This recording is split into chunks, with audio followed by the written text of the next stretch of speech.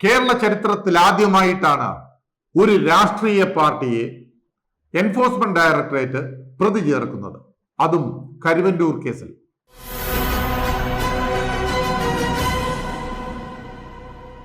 നമസ്കാരം, news globe ടിവിയിലേക്ക് എല്ലാ പ്രേക്ഷകർക്കും സ്വാഗതം.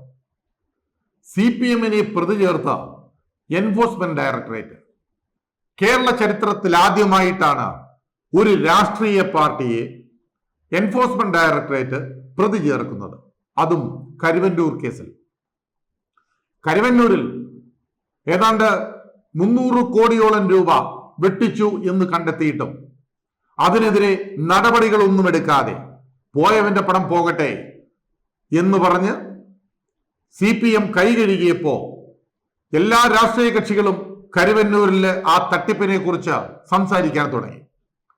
അപ്പോഴാണ് അറിയുന്നത് കരുവന്നൂർ മാത്രമല്ല, അങ്ങ് പത്തനംതിട്ടയിലും തിരുവല്ലയിലും തിരുവനന്തപുരത്തും കോഴിക്കോടും വയനാടും ഒക്കെ സഹകരണ സ്ഥാപനങ്ങൾ പലതിലും കോടാനുകോടി രൂപയുടെ വെട്ടിപ്പുകളാണ് കണ്ടെത്തിയിരിക്കുന്നത്. അതോടെ സഹകരണ സംഘങ്ങളോടുള്ള ആളുകളുടെ ആ മനോഭാവം തന്നെ മാറി എന്ന് പറയാം. കരുവന്നൂരിൽ എല്ലാവരും കണ്ടതാണ്, ഒരു പാവപ്പെട്ട മനുഷ്യന്റെ അസുഖം വന്നിട്ട് ചികിത്സിക്കാൻ പോലും പണമില്ലാതെ കരുവന്നൂർ ബാങ്കിന്റെ മുമ്പിൽ സത്യാഗ്രഹം ഇരുന്നതും അവസാനം 20 ലക്ഷം രൂപ അദ്ദേഹത്തിന് കൊടുത്തയച്ചതും. സുരേഷ് ഗോപി ഏറ്റവും കൂടുതൽ പ്രചരണായുധമാക്കിയത് കരുവന്നൂരായിരുന്നു. കെ മുരളീധരനും ഏറ്റവും കൂടുതൽ പ്രചരണായുധമാക്കിയത് കരുവന്നൂർ കേസായിരുന്നു. ആ ഏരിയയിൽ തൃശൂർ പാർലമെന്റ് മണ്ഡലത്തിൽ സുരേഷ് ഗോപിക്ക് ഇരിങ്ങാലക്കുടയിൽ ഏറ്റവും കൂടുതൽ ഭൂരിപക്ഷം കിട്ടിയെന്നറിയുമ്പോൾ ഇരിങ്ങാലക്കുടയിലെ CPM-കാരും അതുപോലെ കോൺഗ്രസ്സുകാരും ഒക്കെ എവിടെ പോയി എന്ന് ചോദിക്കേണ്ടി വരും. കാരണം കരുവന്നൂരിൽ ഒരു തീരുമാനമുണ്ടാക്കും എന്ന് അറിഞ്ഞിട്ട് തന്നെയാണ്.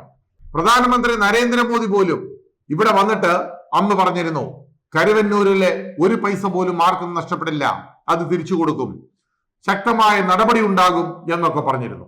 ഇപ്പോൾ ഇതാ ED-യുടെ നടപടിയും വന്നിരിക്കുന്നു. സഹകരണ ബാങ്ക് തട്ടിപ്പിലെ കള്ളപ്പണ ഇടപാടിലൂടെ തട്ടിയെടുത്ത പണം പാർട്ടി കൈപ്പറ്റിയെന്നും ED കണ്ടെത്തി. കേസിൽ CPM-നെ ED പ്രതി ചേർക്കുകയും ചെയ്തു.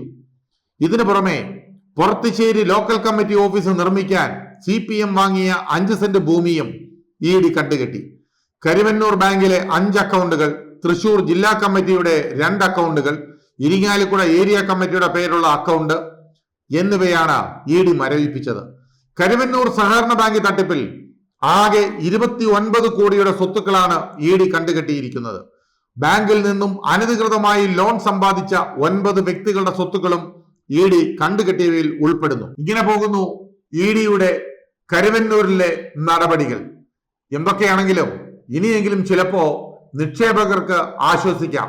വലിയ രാഷ്ട്രീയ കളികളൊന്നും നടന്നില്ലെങ്കിൽ നിക്ഷേപകരുടെ പണം തിരിച്ചു കിട്ടാനും അതോടൊപ്പം ഈ തട്ടിപ്പ് നടത്തിയ ആളുകളെ നിയമത്തിന് മുമ്പിൽ കൊണ്ടുവരാനും ED-ക്ക് കഴിയണം എന്നുള്ളത് തന്നെയാണ്. ഇല്ലെങ്കിൽ ഇതും ഒരു പഴങ്കഥയായി പോയവൻ്റെത് പോയി എന്നുള്ള നിലയിലേക്ക് അത് മാറരുതേ എന്ന് മാത്രമേ ഒരു അപേക്ഷയുള്ളൂ.